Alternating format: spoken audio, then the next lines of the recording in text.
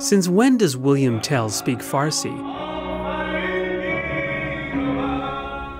And what is a Persian myth doing on stage in Altdorf, in the very heart of Switzerland? To mark their 500th anniversary, the Tellspiele Altdorf theatre invited the Don Quixote company from Iran for an intercultural project. Together with the Zurich theatre group Maas und Fieber, they're putting on a production about national heroes. The first act is an Iranian version of William Tell.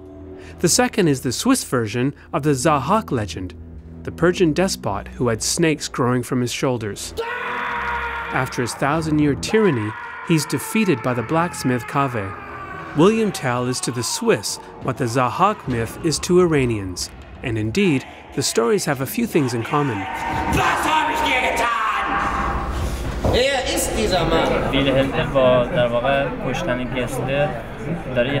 By killing the oppressor Gessler, William Tell changes the history of Switzerland. The blacksmith Kaveh changes Iranian history by standing up to Tell-Zahhak's tyranny. Unlike Tell, though, Kaveh manages to free his people without getting blood on his hands.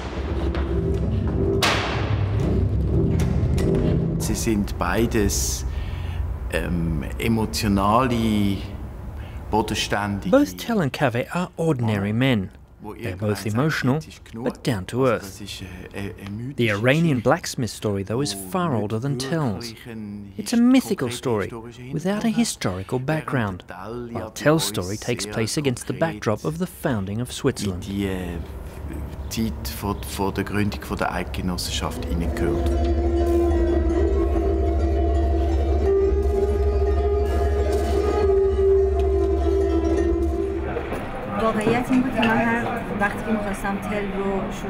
When I began working on the Tell story, I knew that it would be shown alongside the Kaveh story, so I tried to work out the contrasts.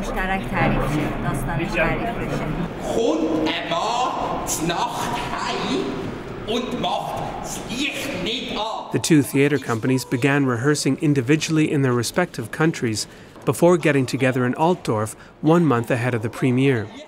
In order to tie the two together, Swiss actors appear in the Iranian performance and Iranians in the Swiss act. How did the actors, coming from different cultures and speaking different languages, manage to work together?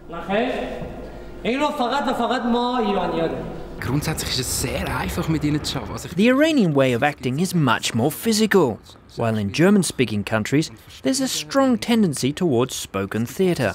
However, working together was really easy. It was fascinating to discover a common language between actors. In the beginning, we tried explaining things verbally with broken English, but would soon end up gesturing, going ah or ah. And right away, one understood what the other one wanted to say.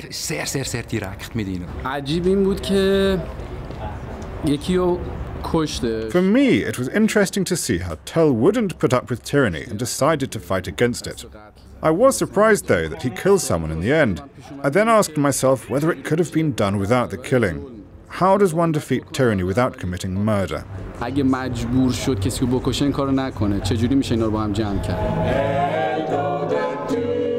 Are our heroes dated, or are they more topical than ever? Tell-Zahhak is offering audiences some insights.